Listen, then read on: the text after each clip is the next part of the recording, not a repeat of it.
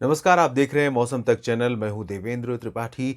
इस समय देश के ऊपर और देश के इर्द-गिर्द समुद्री क्षेत्रों पर कोई सक्रिय मौसमी सिस्टम नहीं है, जिसकी वजह से मौसमी हलचल भी ना के बराबर हो रही है। अगर इस सैटेलाइट तस्वीर में आप देखें तो जो बादलों का मूवमेंट है, वो पश्चिम से पूरब की तरफ है, यानी क्योंकि पृथ्वी जो ग्लोब है इस तरह से रोटेट कर रही है और उसके अपोजिट हवाएं चल रही हैं और ये हवाएं मॉइस्चर लेकर आ रही हैं और इसी वजह से कुछ बादल नज़र आ रहे हैं। उत्तर भारत के पश्चिमी भागों में ख़ासतौर पर पर्वतीय क्षेत्रों की तरफ बादल बढ़ते हुए नज़र आने लगे हैं और ये डब्ल्यूडी के रूप में आप इन्हें कह सकते हैं।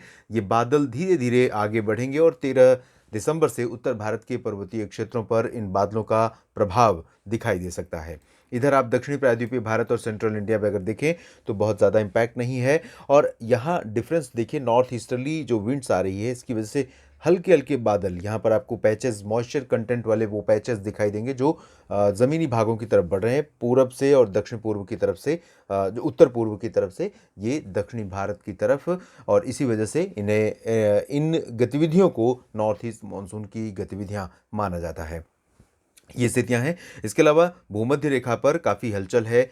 कोमोरिन रीजन से लेकर मालदीव से लेकर इधर आप दक्षिण पूर्व एशिया की तरफ देखें, फिलीपींस और आसपास के इलाकों पर अभी भी बहुत हलचल है और आगे वाली स्लाइड में मैं आपको दिखाऊँगा कि आने वाले सप्ताह में 17-18 दिसंबर के आसपास काफ़ी ज़्यादा इंटेंस एक्टिविटीज़ इधर फिलीपींस के आसपास होने की संभावना है। ट्रॉपिकल साइक्लोन भी बन सकता है यहाँ पर और हालाँकि उस दौरान भारत के जो ज़मीनी भाग हैं, मुख्य मेन लैंड है भारत का, उस पर कोई ज़्यादा असर नहीं पड़ेगा। तो शुरुआत करते हैं साउथ इंडिया की तरफ से ही, किस तरह की गतिविधियाँ इस समय हो रही हैं और किस तरह की गतिविधियाँ आने वाले दिनों में संभावित हैं दक्षिणी प्रायद्वीपीय भारत पर।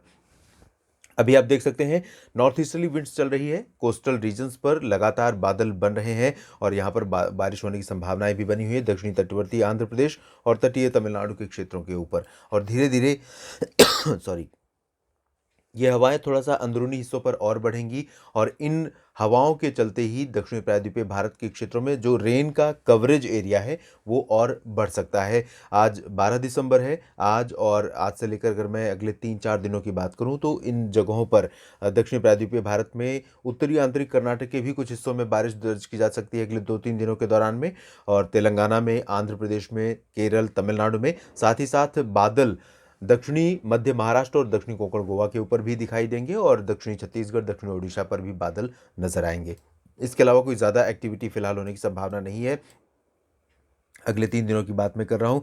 13 दिसंबर को आप देखिए किस तरह से हवाएँ लगातार इसी तरह से चल रही हैं और इन हवाओं के चलते ही जो दक्षिणी प्रायद्वीपीय भारत का उत्तरी क्षेत्र है, यानी कि उत्तरी आंतरिक कर्नाटक और तेलंगाना, साथ ही साथ महाराष्ट्र का कुछ हिस्सा, इन भागों पर बादल नज़र आएँगे। थोड़ी बहुत बारिश की संभावनाएँ बन सकती हैं। सांगली, सतारा, कोल्हापुर, सोलापुर और आसपास के इलाकों पर बादलों की जो स्ट्रेंथ होगी वो बहुत ज़्यादा नहीं होगी, जिसकी वजह से ज़्यादा बारिश की संभावनाएँ भी यहाँ पर नहीं रहेंगी।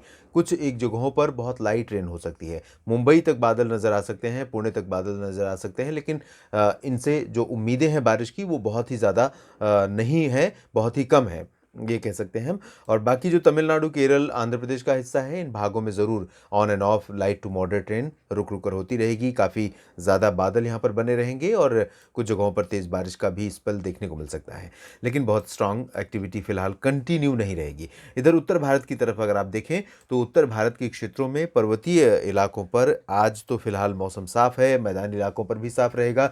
सेंट्रल इंडिया और नॉर्थ ईस्ट इंडिया सभी जगहों पर साफ़ मौसम रहेगा। उसके बाद 13 दिसंबर से दोपहर के बाद यहाँ पर मॉइस्चर पहुँच सकता है, डब्ल्यूडी का इम्पैक्ट यहाँ पर दिखाई दे सकता है और 13 दिसंबर की रात में गिलगित-बाल्तिस्तान में मौसमी स्थितियाँ बदलेंगी और उसके बाद 14, 15 और 16 दिसंबर को उम्मीद कर सकते हैं जम्मू कश्मीर के तमाम इलाकों में, गिलगित-बाल्तिस्तान, मुज़फ़्फ़राबाद, लद्दाख और हिमाचल प्रदेश के कुछ हिस्सों में हल्की से मध्यम बारिश की और कुछ स्थानों पर हल्की बर्फबारी की ऊँचाई वाले क्षेत्रों में। तो स्नोफॉल का स्पेल हो सकता है आपको कुलगाम, गुलमर्ग, पहलगाम, काज़ीगुंड और आसपास के तमाम जो हिल स्टेशंस हैं उन जगहों पर दिखाई दे। लाहौल स्पीति में भी आप बर्फबारी का नज़ारा देख सकते हैं 16 दिसंबर के आसपास। 15 दिसंबर की शाम या 16 दिसंबर की सुबह के समय उत्तराखंड में 15-16 दिसंबर को थोड़ी बहुत बारिश या हल्की-फुल्की बर्फबारी हो सकती है ऊंचाई वाले क्षेत्रों में। लेकिन ज़्यादा बहुत अच्छा स्पेल स्नोफॉल का नहीं होगा, बहुत अच्छी बारिश भी नहीं होगी, बहुत स्ट्रॉन्ग वेदर सिस्टम ये अभी नहीं है। मैदानी इलाकों में इसका जो प्रभाव रहेगा वो ना के बराबर रहेगा। मैदानी इलाकों में पंजाब के ज़रूर उत्तरी हिस्सों में अमृतसर, तरन तारण और इसके बाद जालंधर, पठानकोट जो सटा हुआ रीजन है जम्मू कश्मीर से, उधमपुर, कठुआ और सांबा और आसपास के इलाकों से, इन भागों में ज़रूर कुछ जगहों पर थोड़ी बहुत हलचल मौसम में हो सकती है। आंशिक बादल पहुंच सकते हैं, लाइट रेन कहीं-कहीं पर हो सकती है। बाकी जो रेस्ट ऑफ पंजाब है, लुधियाना, पटियाला, मोगा, बरनाला, फ़ाज़िलका, श्री मुक्तसर साहिब, फ़रीदकोट, इन भागों में फ़िलहाल मौसम ज़्यादा परिवर्तित नहीं होगा। हरियाणा में भी मौसम में बदलाव ज़्यादा नहीं होंगे और दिल्ली, वेस्ट उत्तर प्रदेश में भी, राजस्थान में भी मौसम में कोई ज़्यादा परिवर्तन फ़िलहाल नहीं होगा इस दौरान भी। इसके बाद मैंने शुरू में ही कहा था कि 16-17 दिसंबर के बाद जो बंगाल की खाड़ी का भूमध्य रेखा का रीजन है, इन भागों में स्थितियाँ काफ़ी बदलेंगी।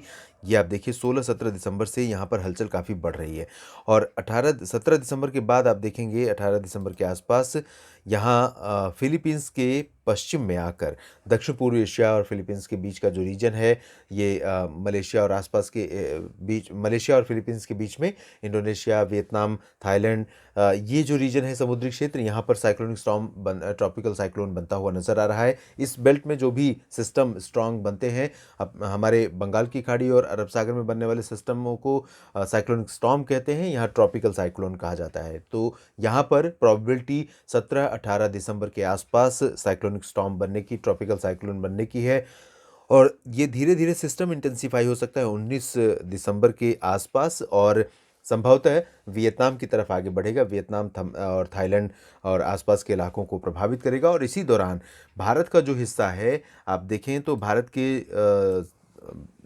बंगाल की खाड़ी के दक्षिणी हिस्सों में हलचल काफ़ी ज़्यादा रहेगी और ये हलचल कंटिन्यू रहने की संभावना है और 16 दिसंबर से लेकर 19-20 दिसंबर के बीच में लगातार यहाँ पर हलचल बनी रहेगी। लेकिन ये क्योंकि सिस्टम कुछ इस तरह के इमर्ज हो रहे हैं जिसकी वजह से ये मूवमेंट इसका जो है भारत के मेनलैंड की तरफ नहीं होगा और इसी वजह से भारत का मेनलैंड इसके प्रभाव में नहीं आएगा। अगर इस तरह का सर्कुलेशन है, आप देखिए डुअल साइक्लोनिक सर्कुलेशन यहाँ डेवलप हो रहे हैं और ये भूमध्य रेखा के आसपास का हिस्सा है। यहाँ पर अगर डुअल साइक्लोन सर्कुलेशन नहीं बन रहे होते तो संभवतः ये जो साइक्लोनिक स्टॉर्म ट्रॉपिकल साइक्लोन बन रहा है दक्षिण पूर्व एशिया के आसपास, ये सिस्टम बंगाल की खाड़ी में पहुंचने के बाद इमर्ज हो सकता है था और आगे बढ़ सकता था और संभवतः इसका जो इम्पैक्ट है आगे आने वाले दिनों में हम इसको देखेंगे, ऑब्जर्व करेंगे, आपको अपडेट भी करेंगे। हो सकता है कि ये सिस्टम स्ट्रांग बनने के बाद भारत की तरफ आगे बढ़े, लेकिन कितना इसका प्रभाव रहेगा, क्या इंटेंसिटी होगी और किस डायरेक्शन में जाएगा, इन सब चीज़ों के बारे में अभी कुछ भी कहना संभव नहीं है क्योंकि अभी बहुत लंबे समय की बात है। कई बार लंबी दूरी के लिए जो मॉडल प्रेडिक्शन होते हैं वो बहुत ही डिफरेंट होते हैं, एक्चुअल वर्सेस फोरकास्ट जो होता है वो बहुत ही अलग होता है। इस वजह से अभी इस पर वेट एंड वॉच का रखेंगे, आपको अपडेट ज़रूर करेंगे। लेकिन अंडमान व निकोबार द्वीप समूह लगातार 16 दिसंबर के बाद 20 दिसंबर के बीच मौसम की उथल-पुथल लगातार झेलता रहेगा। इस बुलेटिन में अभी इतना ही। आप बने रहिएगा मौसम तक चैनल के साथ। मौसम का हर अपडेट आपको लगातार देते रहेंगे। धन्यवाद।